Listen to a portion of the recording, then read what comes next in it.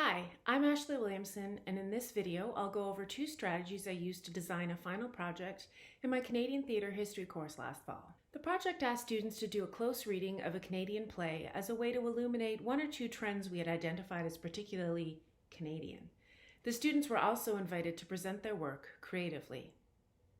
My first strategy was determining expectations. The first question I asked myself was, what was I trying to assess?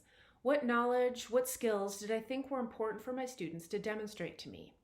I settled on three things: an understanding and synthesis of the reoccurring trends we had identified in Canadian drama and theatre over the course of the term, close reading competencies, and developing research skills.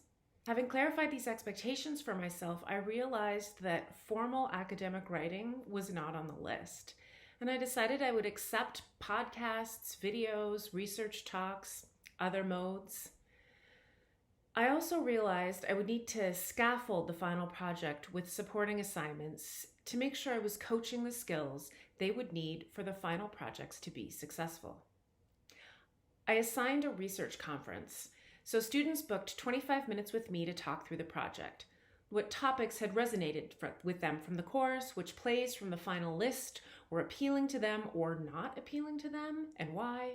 What kind of assignment modes might they be interested in trying? The criteria for the conference were really simple.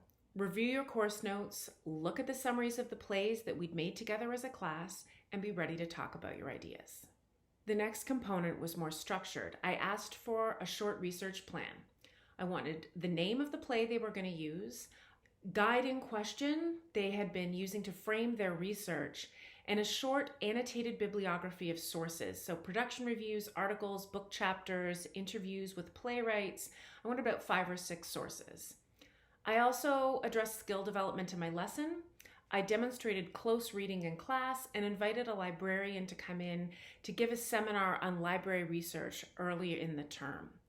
And our final project prompt looked like this. Over the course of the term, we examined the development and history of the Canadian theatre and drama canon and have determined some reasons why a play might be considered Canadian. Some trends include artistic practice, plays and playwriting, use of language, funding and mandate, and aesthetic choices. This project will ask you to select a play from the Canadian Canon New Canon playlist, read it, and then put it into context with our work this term. You will explain your analysis and conclusions in a final submission that can be one of many modes. The goal of this project is twofold. 1. Explain how your chosen play fits into the Canadian canon in light of one or more of these guidelines. 2. Describe the effect of one of these trends on your chosen play. My second strategy was modeling creative scholarship. I showed them in my teaching what academically rigorous scholarship could look like that was also creative, funny, and not in writing. I decided to deliver my lecture as a weekly podcast as soon as I found out we were going remote. I wanted to give everybody's eyeballs a break and give my students more flexibility of how and where they engaged with course material. I put transcripts on our LMS too. I did not just record my lecture.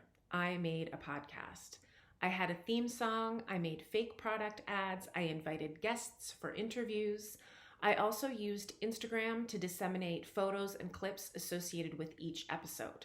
So once a week, my students took in what creative scholarship sounded like. And I also made videos. I made a butter tart demonstration video where I talked about the 1972 Gaspé Playwriting Manifesto. I never explained to them this is what creative scholarship was, or break down my reasons or strategies for using it. I just presented it alongside all the other course material, the plays, the journal articles, the production reviews, the performance clips. And I found modeling a variety of academic modes also eased my students' anxiety about not handing in a write-up.